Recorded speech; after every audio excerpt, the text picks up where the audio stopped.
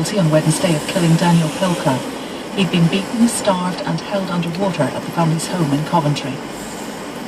The Electoral Commission in Zimbabwe says President Robert Mugabe's ZANU-PF party has won at least a two-thirds majority in Parliament, enough to change the constitution. The result of the presidential election has not yet been announced, but ZANU-PF is also claiming victory in that poll. Royal Bank of Scotland's share price has fallen by more than 3%, despite the company announcing pre-tax profits of £1.4 billion. The company also said its new chief executive wouldn't receive a bonus until 2015 at the earliest. A Belfast councillor has been arrested for writing on Facebook that the murders of Sinn Féin politicians would be a great service to Northern Ireland and the world. Ruth Patterson, who represents the Democratic Unionists, has apologised. Her party said the comments were completely unacceptable, but accused the police of a sensationalist arrest. In London, the 100-share index closed down 34 points at 6,648. A short time ago in New York, the Dow Jones was down 19 points at 15,609. Against the dollar, the pound is trading at $1.53, and against the euro, it's at €1.14, which makes a euro worth 87 pence. We'll talk about Silvio Berlusconi right after we find out what was making news at the London Olympics on this Friday, 1 year ago. Here's Charlotte Green. And now on PM, the Andy Swiss PM London Olympic Desk of Sport anniversary highlight of the night.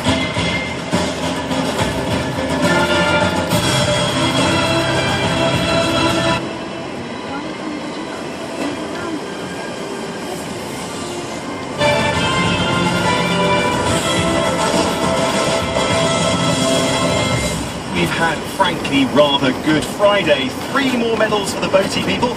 Anna Watkins and Kat Granger storming to victory in the women's pair. You won't see a much more popular gold medal than that at these Olympics, but that was really just the cherry on top of an already pretty tasty sporting cake, because there were 2 more medals for the British rowers. Will Satch and George Nash taking bronze in the men's pair, while there was a second rowing medal in just 24 hours for the town of Coleraine in Northern Ireland.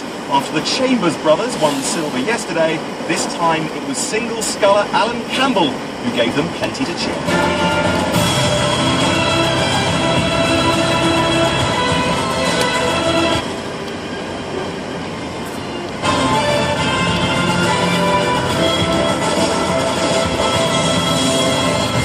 That was the Andy Swiss PM London Olympic Desk of Sport anniversary highlight of the night. Italian television viewers were treated to a rare sight last night. Silvio Berlusconi at bay. His country's Mr. Berlusconi took to the airwaves in what's been described as an emotional 9-minute video. Watching it all with great interest, I imagine, Bill Emmett, who in 2001 was editor of The Economist, and it ran a cover story, Why Berlusconi is Unfit to Run Italy. Inside, the article began with these uncompromising words. In any self-respecting democracy, it would be unthinkable that the man assumed to be on the verge of being elected Prime Minister would recently have come under investigation for, among other things, money laundering, complicity in murder, connections with the mafia, tax evasion, and the bribing of politicians, judges, and tax police. But the country Berlusconi, almost certainly its richest citizen. As our own investigations make plain, Mr. Berlusconi is not fit to lead the government of any country, least of all one of the world's richest democracies. Berlusconi sued. Bill Emmett is live on PM. What was the genesis of the article? Well, the genesis was actually somebody saying in one of my editorial meetings, shouldn't we have a look at this man, Silvio Berlusconi? And I rather shamefully said, Silvio who? And we started to have a look. He was trying to make a comeback to become Prime Minister again, and we were absolutely gobsmacked.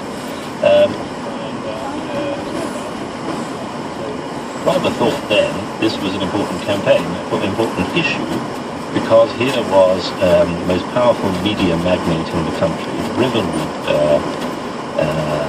problems with the law, about to become, if you like, referee in his own game, about to regulate himself, and about to, in fact, have some influence over the judiciary as well as Prime Minister, and we were shocked with it.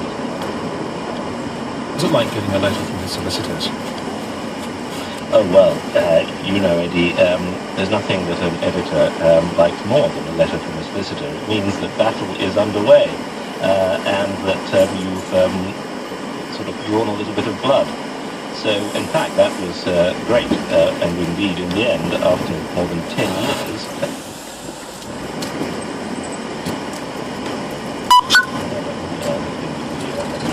So, we were vindicated, but also a bit of that.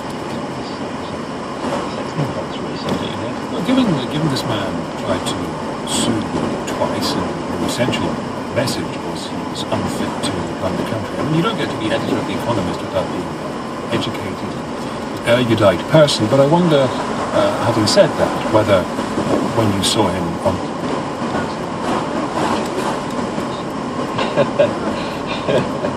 Yes, well, we get taught to dance as well, you know, us erudite editors.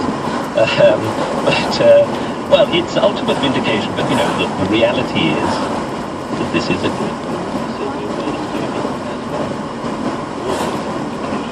You said he was unfit, but also, he's now a martyr. He's now finally got proof that the system is against him. His video performance last night said two things. It said, I am still the centre of attention. And second, I am now going to pursue the rest of my career as being a martyr and to fight politics on the basis of my martyrdom. And so I should think he was dancing a little jig as well, or perhaps a bunga bunga party. And there are people who, because he's been down before, perhaps not this far down, people have always said, well, don't count him out. And there are people still saying that. Do you think he can be counted out, to be specific, of a return to frontline politics? No, he can't be counted out. He can be counted out from a return as Prime Minister, because he's actually, by the law, forbidden to run for election. But he can remain in frontline politics. He can be the man pulling all the strings. After all, he owns the country's 3 big commercial television channels. He's still one of Italy's richest people. And he got 30% of the vote in the elections in February. People still vote for him. And when he runs as a martyr, not actually personally in elections, but puts his party representing him as a party for martyrdom, he might get, again, 30% or even more. So, no, he's still a power to be reckoned with.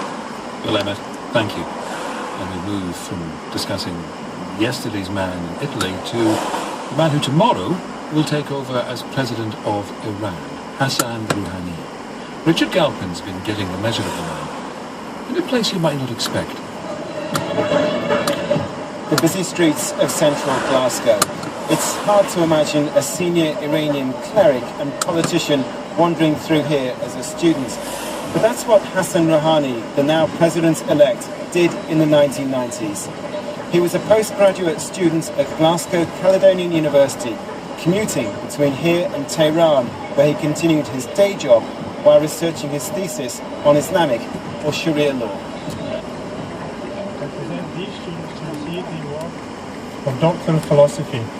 Hassan Feridun for a thesis entitled The Flexibility of Sharia, Islamic Law with Reference to the Iranian Experience.